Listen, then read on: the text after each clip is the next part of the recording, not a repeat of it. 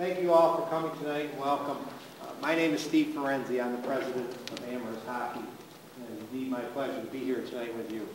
It is also our pleasure as the Amherst Youth Board organization to offer you this forum to hopefully give you some insight, information, and educate you about head injuries and concussion management, long-term effects of head injuries and concussions, and educate you to make wise and great decisions on your child's health and wellness. We are fortunate here to be one of the premier organizations, not only in youth hockey, but in all youth sports, to offer this service to you. And we hope that tonight will be informative, and our program, as we establish it throughout the years, will be not only one of the best in the area, but one of the best in the country. First, a few introductions. We put together a subcommittee to work on this program, to phase in this program into our organization. And those members are here tonight. David Heyman, Darren Palashevsky, and Nancy Quigley. Thank you for all of your time and effort, and your time and effort throughout the coming year, because we'll be revising this, working through this, and making this program better as we move on throughout the year and the years to come. We also are very fortunate to have our medical expert here tonight, Dr. Jason Matuzik, who has a wealth of knowledge of sport injuries and concussion. He's an orthopedic surgeon for Excelsior Orthopedics. He's also the director of the Play Safe program and Sport Concussion Center at Excelsior Orthopedics. And he'll give you a wealth of background, and you're going to leave here very impressed with his information and his experience in this area. What are we going to do tonight? What do we plan to do? We're going to have an information to try to educate you on some of the signs, symptoms, and treatment of concussions. Dr. Matuzik will go through a presentation here that will give you all the information you need in the event that your child becomes injured to make some educated decisions with your physicians. We're also going to talk about our program, what we're going to phase in, how we're going to work this, what's going to happen this year, what we think we want to do next year and in the years to come. So hopefully you'll have a good insight into what happens there. Dr. Matuzik is also going to talk to you about the impact test, what we're going to offer your children and the athletes of Amherst Hockey this year, so you have that valuable information.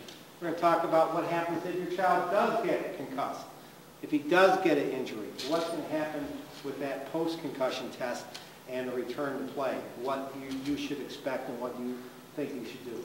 We'll talk a little bit about how we're going to set this up, what we're going to do in our organization to assign teams, and how we're going to do that in dates and times and locations. And then if you have any questions afterwards, we'll answer any questions that we have. So hopefully this evening will be a great experience for you, and you'll leave here with a lot more knowledge than when you walk in through those doors. Dr. Matuzik, the program is yours. Feel free to ask any questions of us that you may have, and why don't you give us a little bit of insight about head injuries and sport concussions. I'm going to give him one correction, and it's more my fault because I didn't send Steve the bio that I was supposed to send him on. I actually don't do orthopedic surgery. I don't cut people. I never got into the operating room part of it.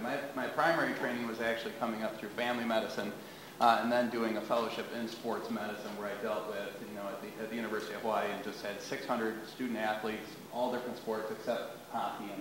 But I picked up some working with the USA Hockey along the way, but really dealing with all of the aspects of sports medicine and as opposed to just the musculoskeletal stuff, which really is where I got my initial training and being able to work with athletes with sport-related concussion. Concussion is obviously a big issue. It's very much on the forefront of everybody's mind. It seems every day or every week we're hearing another story about another sports star that's forced into retirement early or is missing extended periods of time from a head injury, just isn't right. We hear about athletes that years after the fact say, I wish I would have known then what I know now. If I would have known then what I know now, I probably wouldn't have played professional sports. And it's out there, and it's in the media, and people are more and more aware of it. And as we move forward, hopefully people will become more and more aware of it. This is still an audience where I can still show this slide, and it still makes sense. Most of the kids that I would show this slide to would say, who's Steve Young? But what you guys will remember is that there was a period of time where you had Steve Young and Troy Aikman, and I think that they were competing with each other to see who could end up with more concussions by the end of their career, or to see who could hold out longer anyways. But it really got to be a point where these athletes were having very prolonged symptoms. They were taking a longer time to recover from their head injury. And we can talk as we move forward a little bit about why we see that. But really, with several athletes in multiple different sports, we see this issue where it's forced them into retirement, or we see long deleterious effects on their careers. But we have the flip side of this too. We got I don't remember if this was 2 or 3 years ago now that I pulled this quote from Heinz Ward on Ben Roethlisberger, who had a concussion at the time. Well, it's just a concussion. You know, I've played with concussion before. I'd go out there and play if it was me. You know, you got to put your team before your brain. You got to get back out there. You got to give it your all. You got to be out there. You got to be the tough guy, macho image type of thing that we see. We still see this in sports. I mean, and not to throw out specific examples, but heck, it was a couple weeks ago the Bills played an opponent, the Jets, down here. You could see that their tight end come down onto his head. You could see him get up. He was dazed. He was confused. He didn't know which way was his own sideline. And in the second half of the game, he was back in there. So, again, at the pro level, we're seeing stuff that contradicts kind of what the message that we're trying to promote to the youth level, that the brain is probably your most important organ when it comes to activities. We can replace your heart, we can replace your lungs, we can give you a new kidney. No replacement for the brain. You only get one of those, and what we're going to try and do is give you as long-term use as we can possibly get from it. Basic four principles about concussion that we have to keep in mind. A concussion is a brain injury. No, we don't necessarily see a damaged brain when we look at it on a CAT scan. So there might be some misinformation. The kid might have might have a concussion. You might go to the emergency department, and the first test that they love to order on these is the CAT scan, because it's going to tell us pretty quickly whether or not there's a brain bleed, a more serious type of brain injury than just a concussion. A normal CAT scan doesn't mean that there's no injury to the brain. We can see that there's injury to the brain. The athlete has a headache, but they're also dizzy. They're also confused. Their brain isn't operating at quite the right speed. And we look at this as almost more of an error of the operating system as opposed to a hardware error. So it might not be, you know, it's just that the information takes longer to process, and the athlete struggles with certain types of things, and there are a predictable set of things that the athlete struggles with. But it is a brain injury. All concussions are serious, even the ones that we talked about in the old days of being the bell ringers, you know. These bell ringers, you get it, and 5 minutes later you're clear. What we actually find with bell ringers is that about 4 to 6 hours later we see a dramatic increase in symptoms. So it's not just how fast the athlete clears up and says, oh, okay, I'm good to go, I'm ready to get back out there. We have many, many stories that are anecdotal evidence of athletes saying that they're okay, saying that they're completely clear. They go back out there, they get another injury. That's a much more serious injury.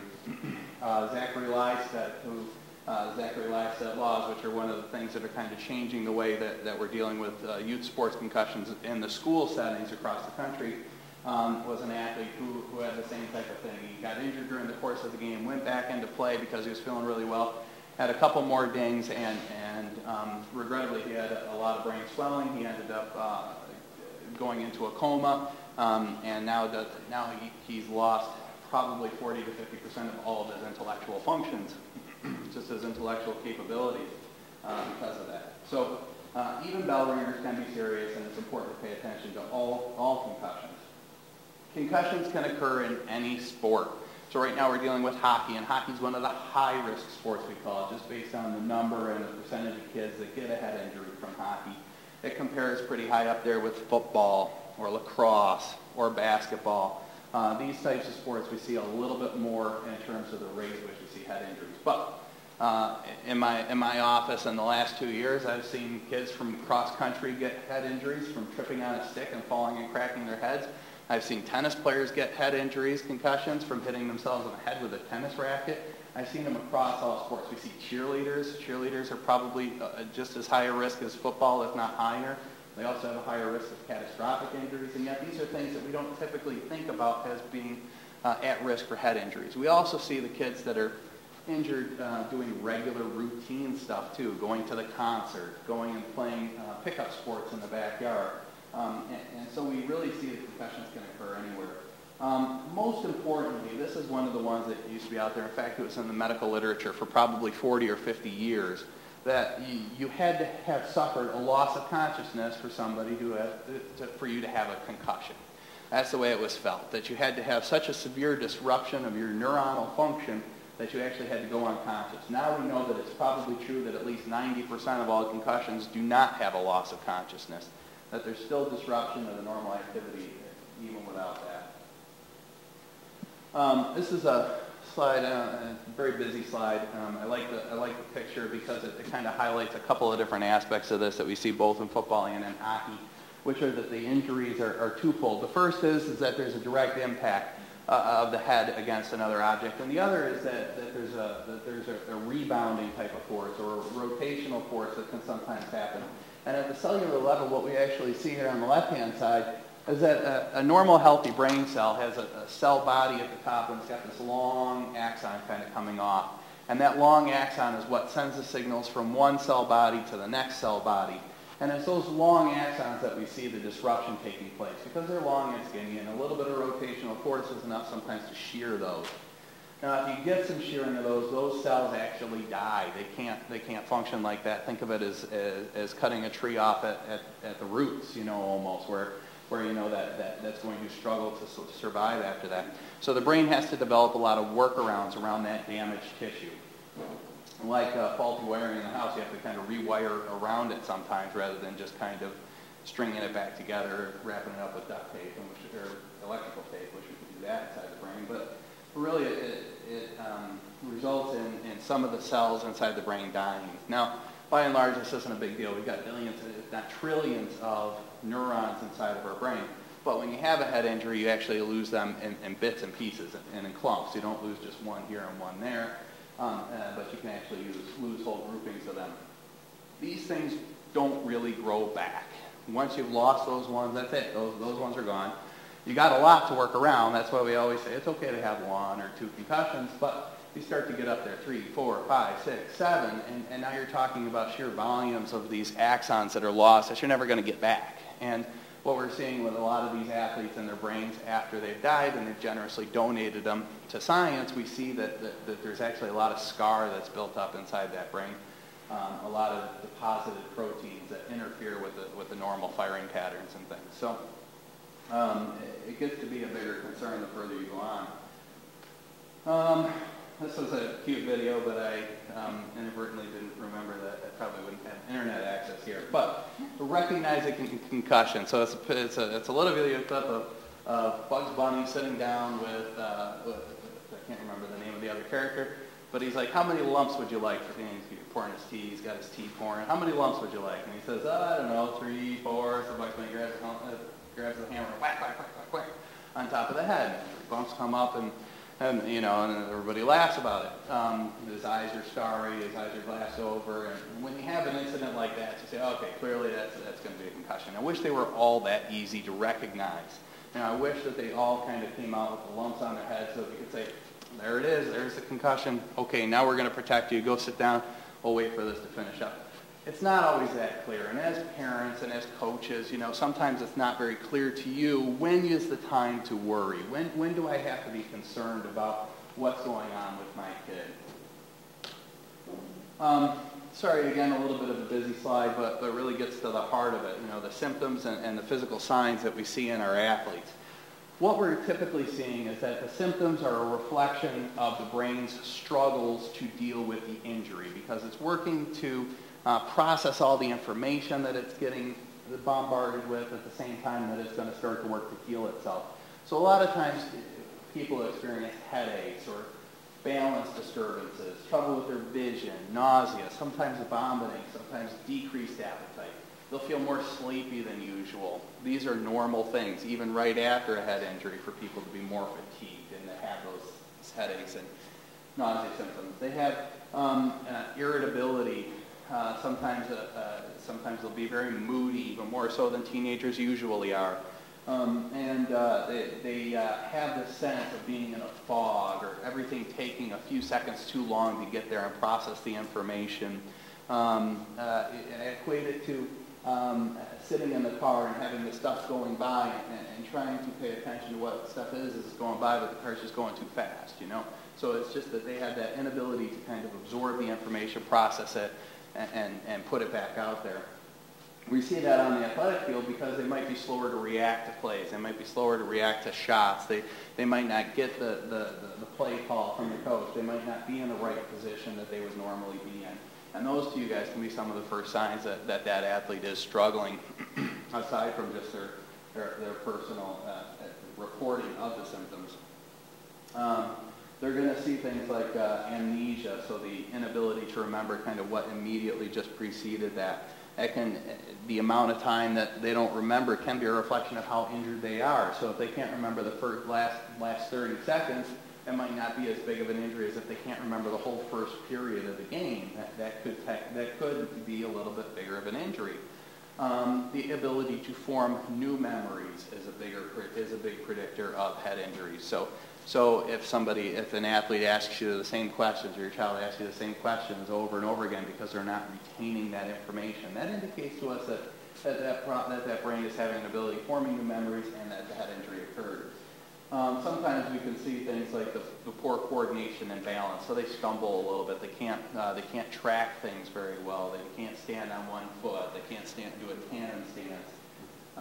Slow responses, distracted, poor concentration.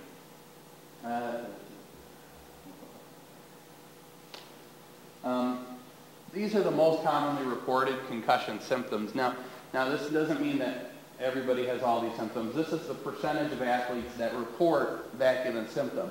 You take a look, only 85% of all athletes report that have a concussion actually have a headache. So there's actually 15% of kids with a concussion never have a headache with a concussion. It's kind of weird, huh? We always think, oh, if you got dinged upside the head, it must hurt like crazy. You must have a headache pounding. Sometimes they don't. Sometimes they have the other things instead, the dizziness, the confusion, the fogginess, no headache. But that's still the most commonly reported symptom, followed by dizziness, confusion, what do we got here? Disorientation, blurred vision, amnesia, neck pain, fatigue. And positive Romberg isn't really a symptom, but so, I've got a few slides in a little bit to talk about what are other warning signs to tell you that this might be something more than just a concussion, and we'll go about those in just a second. But the next area I wanted to touch on is what we've already started to discuss, what are the risks associated with concussion. So we've said, if you had a head injury, it's okay, get back into sports. We're not going to disqualify you from sports forever for one head injury. There's actually one neuropathologist that wants to universally, from any head injury, hold athletes out for 99 days from the date of injury because there's still signs that there's some abnormal chemical signatures in the blood. Nobody's really talking about doing stuff like that. We think that might be a little bit overly conservative. But what we're really trying to do is prevent two things. Number one is the number of head injuries, and number two has to deal with a term I'm going to throw out here called recency, or how close together the head injuries occur, because those are the two big things that tell us how well an athlete is going to deal with a head injury and what his risks are for the future, or her. So recency refers to how close together those concussions are. So in certain circumstances, you could get a second injury before you've even recovered from the first injury. And those are the times where we see really prolonged symptoms. Those are the ones that last for months to years sometimes. There's also this scary phenomenon called second impact syndrome, which was something that we've seen in a handful of athletes where sometimes that subsequent injury, again, like the Zachary Lights, that can cause more significant brain swelling, and that brain swelling can be so much that it can actually squeeze the brain out through the hole at the bottom of the head. Fortunately, I haven't seen a reported case of that in this area in a very, very long time. But that's always on the brains of anybody that's going to be covering those sports. Every athletic trainer that's there, every physician that's there is always thinking, what's going to happen if I throw this kid back out there too soon? A nice study showed that actually when kids have a second concussion in the same sports season as their first one, that 92% of the time, it's actually in the first week to week and a half following that first head injury. Stands to reason that that's probably a very good indicator of the time period that most kids are really at much greater risk of having head injuries, is that first 7 to 10 day window following a head injury. We know that is a time period where we do see increased risk, and that's one of the reasons why when we talk about return to play programs and things, that they're really looking at about a 7-day cycle of events to occur nicely in order and the child not develop any problems, because we recognize that this is the vulnerable period. And then the cumulative effects of concussion, which is that each concussion places you at risk for further head injuries. This goes back to those individual axons like I talked about. Usually your first head injury, you're usually tearing those axons that might not be holding on as tight anyways. After that, you might be tearing some more that might not be holding on as tight anymore too. So each one progressively increases your risk, usually by a factor of about 3. So about 3 times the risk to get a second, 3 times that risk to get a third, 3 times that risk to get a fourth. So really you're talking about multiples of 3 or factors of 3. 3 times 3 times 3 times 3. And by the time you get to the 4th or 5th concussion, you're talking about somewhere in the neighborhood of 81 times as likely to get another head injury out there. There's something called a threshold effect, which is what Steve Young and Troy Aikman got, which is that after you have a series of concussions, it's more likely that a more trivial injury is going to cause one. So again, just that brushing past a guy or dropping your shoulder lightly into a guy that you wouldn't think would affect them could really affect them. How many is too many? Well, the numbers look at 3 very oftentimes, just because 3 is the first time where we see a lot of we see some changes in terms of how kids and how athletes perform. After 3, they're 9 times more likely to develop amnesia and confusion from a head injury. They have 7 times more likely to experience loss of consciousness with a subsequent head injury. They have more symptoms at rest. They're 8 times more likely to have memory problems that persist for more than 2 days after the injury. Significantly slower recovery. So we do see more problems after 3. Signals of more significant head injuries. The biggest thing I want to tell you guys as parents and as coaches to look for is progressive deterioration. So if an athlete starts off at one level and they're responding to questions and they're answering your questions pretty appropriately, and then that changes, and then all of a sudden they go from being, yeah, okay, I kind of see where he is, he's doing okay, he's processing some information. So if he starts to slur more words, if he starts to really have not be able to focus more than what he was before, those types of things are the times where you have to say, okay, now it's important that we get this kid over to an emergency room and check with a CAT scan or MRIs to be able to look and see if there's anything more significant than just a concussion like a brain bleed. So the level of consciousness, or LOC, corresponds to the extent of the loss of brain function. So the greater the injury, the more progressive that they're going to deteriorate. Severe pain, tingling or loss of sensation, especially bilaterally associated with any head injury. So both arms or both legs or all 4. Those are things that you're going to want to take them to see an emergency room. If there's depressions in the skull where you can actually kind of feel like there's actually a crater inside there, which we can sometimes see in some hockey injuries. So that would be a sign that it's something more significant that needs to be addressed. Okay.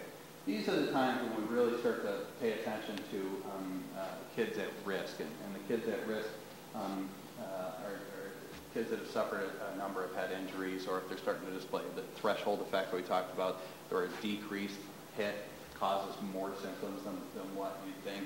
Our kids that are under the age of 10, even though this program is specifically going to be looking at athletes age 10 and up, and really we see that the kids under the age of 10 have a harder time coping with concussions in many ways. Kids that already have other neurologic medical conditions, so if they already suffer from migraine, or if there's a family history of migraine, family history of Alzheimer's dementia, especially early onset Alzheimer's, ADHD, learning disabilities, mental health disorders, depression, anxiety. A lot of these kids have a more difficult time recovering from concussion, it can take a lot longer.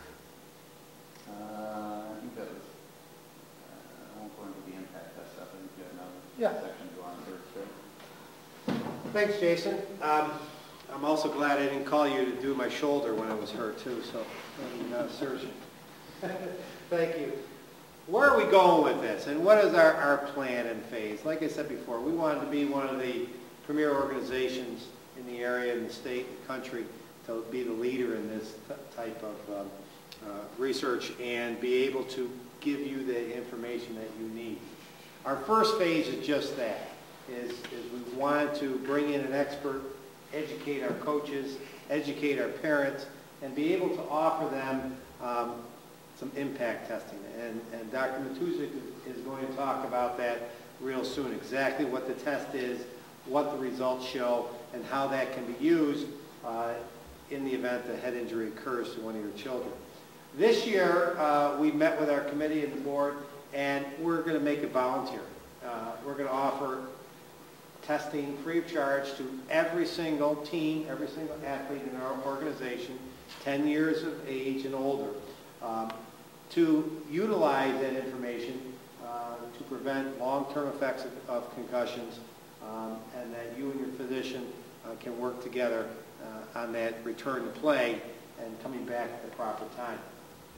We're going to be working and refining and revising our program after we get through this first stage of testing this year, and to see what we can do to make it more of a requirement for our athletes, so that next year, hopefully we'll have every athlete tested. And then finally, phase 3 or year 3, we're going to look at trying to implement a return to play policy so that kids aren't coming back too early. So they're coming back at the right time. There is some work on a test, an impact test for younger athletes that is going on right now that may be available within the next couple of years. So we'll be able to test our younger athletes as well. So that's kind of our plan right now. We're working in conjunction with our board of directors. We're going to work in conjunction with USA Hockey. We're going to work in conjunction with our medical experts and physicians in the area to develop the best program we possibly can for a large audience that we have in terms of Amherst youth hockey. So that's kind of our stage. That's kind of our plan, and it's still in its beginning stages. As you know, we're just kind of feeling our way through this as well. Doctor, why don't you talk a little bit about the impact test and how they're going to be evaluated? Okay, so the impact test is the one that the NHL uses. It's the one that most NCAA schools use. It's the one that USA Hockey uses, the U.S. Olympic Committee. So it's the most common neuropsych, computer-based neuropsych test that there is in the professional and amateur sporting arenas. And that's not to say that there aren't other ones out there. This is the one that we've chosen to use in our office. But what a computer-based neuropsych test does is it measures the cognitive performance of the person being tested. And we can assess them with a baseline test, which gives us what their performance is at normal, and then we can repeat that test afterwards. Now, one of the things that we've seen is that symptoms oftentimes will get better before their cognitive performance gets better once they're injured. So the athlete or their child can tell you, I feel great, I'm ready to go. But what we'll see is that we'll still see a delay in their performance. Actually, it's a delay of about 2 or 3 days in terms of actual time that you see. Reality is a little bit different, but about 2 to 3 days trailing past symptom resolution. The actual tests themselves, I'll briefly go through what the children actually see when they log on. The first thing is they just have to fill out some demographic information. You know, who are you? How old are you? What grade in school have you gone through? What's your primary language? It actually tests, I think, 17 and tests in 17 different languages or so. So we can offer the test for kids of different backgrounds. Then it'll go through your concussion history. How many have you had? When was your last one? How many games have you missed in your career from concussion? It'll go through your symptoms at that time. Wouldn't be surprised at the number of kids that walk in, they take a baseline test and have a headache of 3 out of 6, you know. So we measure those baseline things as well. The first actual testing module that they do is a word test, and what they do is they flash up onto the screen a series of 12 words, and they flash each one up on the screen twice for about 3/4 of a second. They'll go through the whole list. They go through all 12 words, and then they go through all 12 words again. And then they ask you, then they'll flash a word up on the screen, and they'll say, was this one of the words listed? You have to say yes or no. And they'll try to choose something in the same, what they call the same semantic category. So they might have given you the word small initially, and then they might have given you the word tiny initially. And then they might come back and say, was small one of the words? And if you're just remembering vaguely, you might get that one wrong. But trying to remember 12 words can be a little bit challenging, especially if you've had the head injury. There's a delay part of this test too. So at the very end of all the other tests, it goes back through this list of 12 words and asks you again, you know, if various words were on the list or not. And we can see a drop in performance where initially the test can show that the person did very well initially, got 11 out of 12 right on the correct ones, 9 out of 12 right on the 12 right on the distractors, and then at the end they only got 5 out of 12 right because they lost that delayed memory. The next step is a design memory, which works essentially the same way as the word memory, but instead of using words, they use pictures. This would be one of the designs, and actually in this case they rotate them or they flip them, so you have to not only remember kind of the pattern of the design, but which direction it was facing too. And then again, the same thing. They do an immediate recall and then a delayed recall at the end. It's what they call an X's and O's test with a distractor in the middle. X's and O's, they put this pattern of X's and O's up on the board, and they're all black except 3 of them are yellow. They've got maybe 2 X's and 1 O in yellow or vice versa, and you have to remember the position of those X's and O's. Then they throw a distractor test on there where you have to, this one, test your speed, reaction time, and the ability to process information quickly. And they give you a red circle or a blue square. And if it's a red circle, then you have to click your left mouse button. If it's a blue square, you have to click your right mouse button as quick as you can. And they'll go through a series of these, and all of a sudden, then it'll throw the X's and O's back out in the board and say, where were those X's and O's? And it'll do a series of those tests so that you have to try and repeat this thing several times. Next section is one they call symbol matching. So this one is very, very straightforward. They give you these lists of symbols. They correlate them with a number key up on the keyboard. All you have to do is it'll flash a symbol. You have to tap the right number. Pretty easy. Test the reaction time, the ability to assimilate that information, spit it out at the right number. But then it tests a memory portion on this too. So after you've gone through all 9 of those symbols 3 times each, then it'll just make the symbols disappear, and then it'll flash the symbols up there, and you got to remember where those symbols were on that keyboard. And again, it'll give you a test to see if you remember that. Color match section. This one tests reaction time as well as errors. And this one, if you guys have ever played the game Brain Age on DS, or your kids have Brain Age, this is a popular one. They're going to give you a color, a word. What do I want to say? The word of a color in a color. Does that make sense? Right. So red in red, or the word red colored blue. And you have to click as fast as you can if it's the right color word match, and not click if it's the wrong color word match. And this is actually, if you guys haven't done this one before, this is actually more challenging than what it seems. And it should be the last module, the 3 letters module. What it does is it gives you 3 letters up on the screen. You have to remember those 3 letters. It gives you another test. Again, this measures reaction time and errors, and what you have to do on this one is it gives you a random pattern of 25 numbers. You have to click down from 25 down in order to number 1, and then after that's done, it'll ask you to rekey in those 3 letters that you saw just prior to that. So a lot of this stuff is because it tests your ability to focus, to assimilate the information, reaction time. These are all things that we really see drop-offs in performance following a concussion, and that's why we test these things specifically. But if you guys have ever wondered, you know, what test the NHL guys are taking or what test the NFL guys are taking, almost entirely is the same test that we're going to be giving these kids going through the organization. To show you what things look like when we get the results back is that this would be an athlete who took his baseline performance on the left, the blue column there, and you can see that this is just his verbal memory. I didn't put them all up there, but after his injury, he went from having a score in the 90s down to a score in the 60s. So you can see a big dramatic drop in his performance. And then again, as time goes on, you start to see that performance start to increase again, which tells us that we're seeing improvement in terms of brain healing.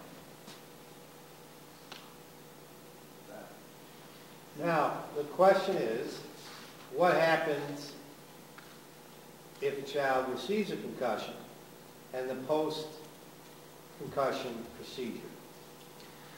What do they do? At this point, what we're doing is that we do the post-concussion tests in the office, in either one of our Excelsior Orthopedics offices, on the Sheridan Drive in Amherst, or for our South Towns people in Orchard Park. We set up appointments by phone to have athletes come in and take their post-injury test. Because I do see athletes with concussions, oftentimes people will set up appointments to see me for the concussion at the same time, but it's not mandatory. You're welcome to come in, take the post-injury test, and take that to your treating physician of choice. It's your records, yours to do with what you want, along with the baseline test. They'll both be on the same page so that the physician will be able to directly compare the results. This is something that, because there was an injury sustained, the post-injury test is usually covered by the insurance companies.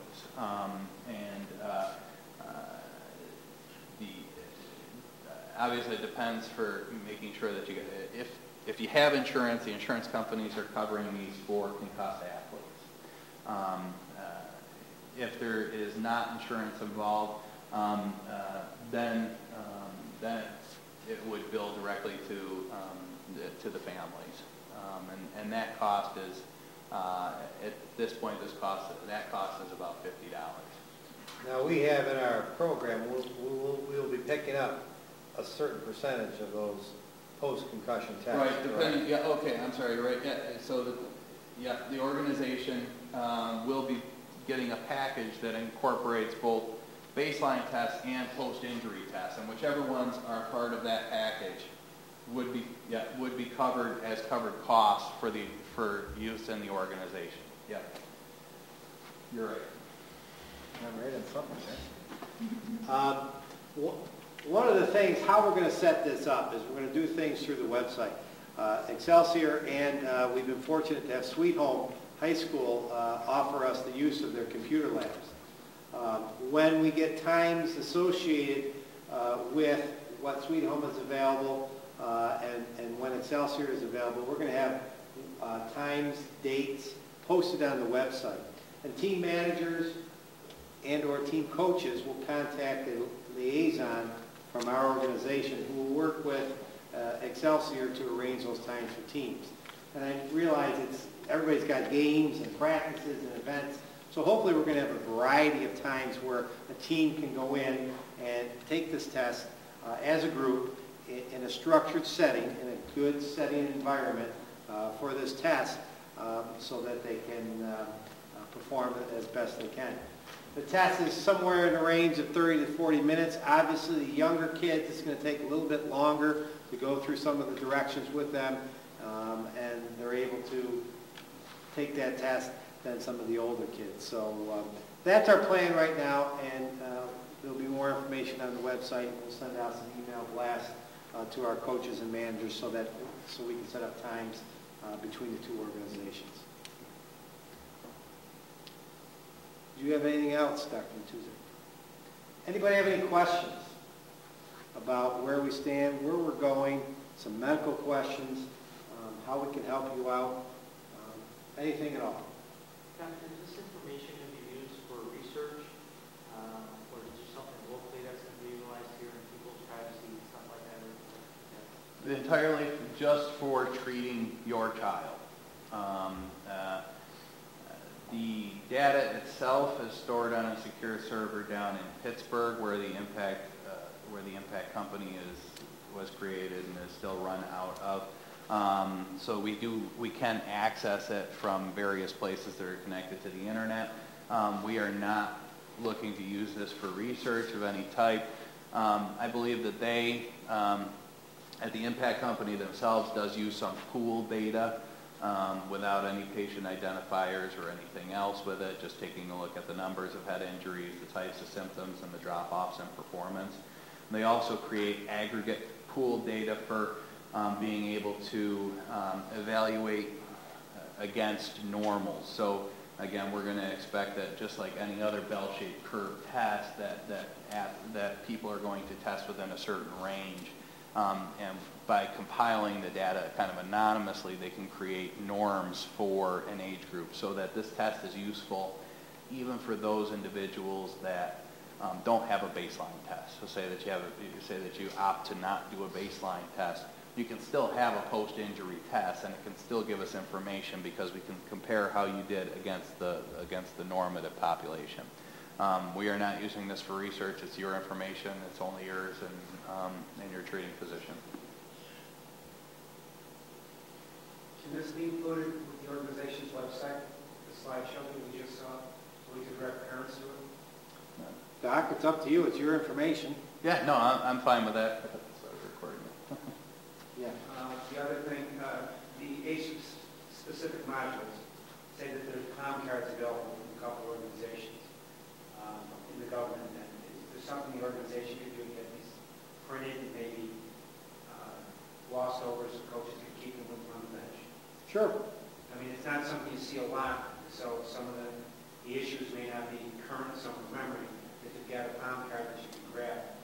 I've seen those before, and sure, we can look to get those and get those in the hands of the coaches. Absolutely. Yeah, we can have some of this. We can get some. Yeah, we can have those. Great. Thank you. Anything else? Well, I thank you for your time. I thank you for your attention. Thank you, Dr. Matuzik, for all the valuable information you gave us tonight. And I look forward to providing this service to our organization for years to come. And I hope that none of our children ever have to go through the post-concussion test. But if they do, we'll have some valuable information for you and your physician to make great educated decisions on the return as well. Thank you very much for coming. Appreciate your time.